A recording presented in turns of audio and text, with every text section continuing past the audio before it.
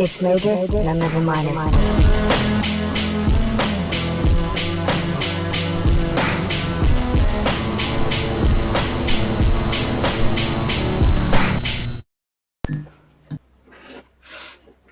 Oh, hey, I'm glad you're here.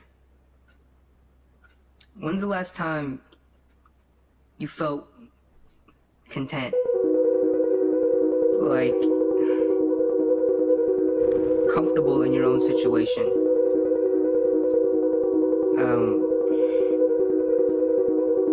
The sounds, the smells, the way you dress. Although maybe I shouldn't be asking questions I can't answer myself. But I mean, that's the point of questions, right? Questions always create more questions, though. Sort of a paradox, I guess. But paradoxes are just the universe's way of wasting our time.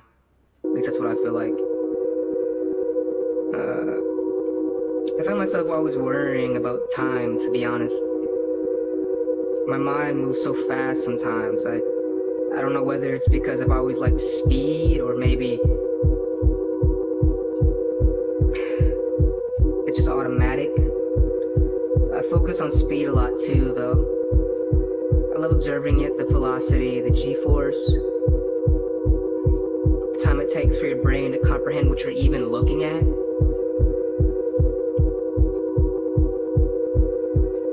I don't give a fuck about a lot of things.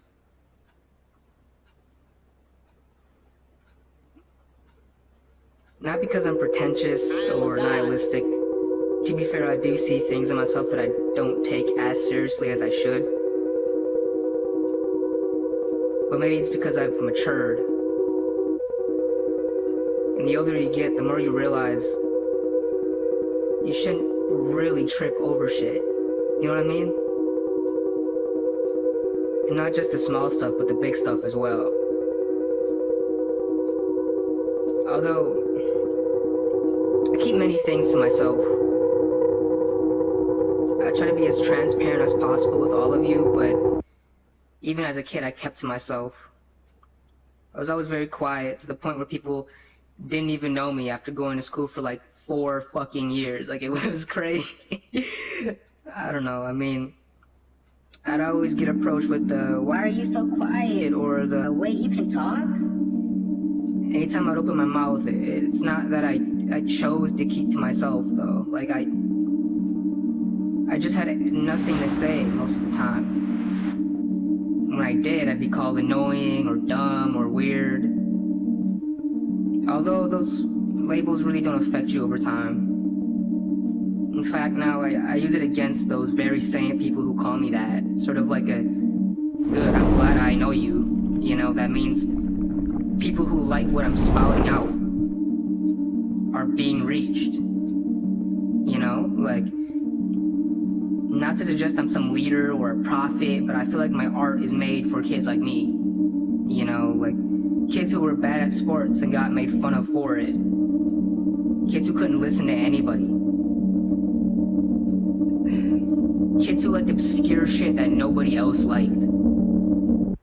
I've always had a very weird fascinations as a kid, especially when it came to video games. I deadass feel like I was the only kid playing Crash Bandicoot. You know?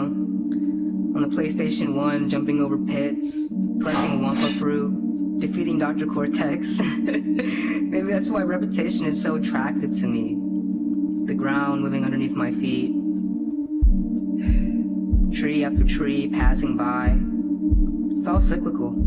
Although, I've noticed the same fondness for patterns in other living creatures. Like, if I was a dog, I'd love the routine of going outside, eating food, sleeping over and over and over again. I mean, life becomes almost meaningless without routine.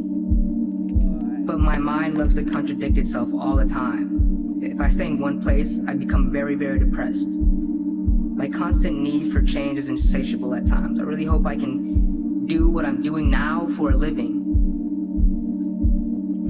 It's crazy how I hated attention as a kid, but now it's become something that I strive for. If I want this to be my career, I must seek attention. I don't know, I think I just like how whenever I do interact with somebody that likes my stuff, it really feels like I'm with my own people. Not just in a sense of fandom, but like in an actual personality sense, you know? I feel like in some ways we are predetermined to be a certain way regardless of environment. There's always an outlier, there's always a loose plug waiting for an outlet. And the art I create is mine, and I hope consuming my art can help you find yours. I feel like recently nature has been another outlet though. I love to go on a canoe sometime soon and just let the beauty of it all envelop me. Sometimes when I'm on a shoreline of a lake, I imagine the sand under me is made of crystals and the water is made of diamonds. Pretty rocks so far down into earth become something so beautiful. There's this really good quote that I'm probably gonna fuck up, but it goes something like a lotus flower blooms from mud. Basically, it means the most beautiful things come from extremely ugly origins.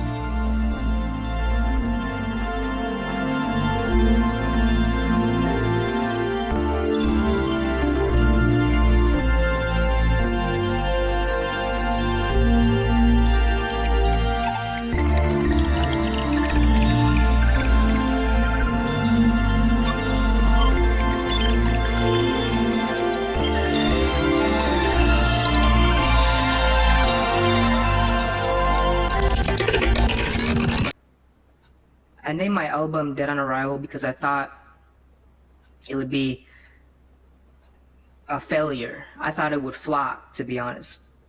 But I don't know what even counts as something flopping when in reality I was never really up. But for some reason people love the series of certain frequencies paired with rhythmic timing that I produce. And to those people, I thank you. Again, I hope my art helps you find your own outlet. And just know I love you. All of you. I'll see you on the flip side. Thanks for watching. Here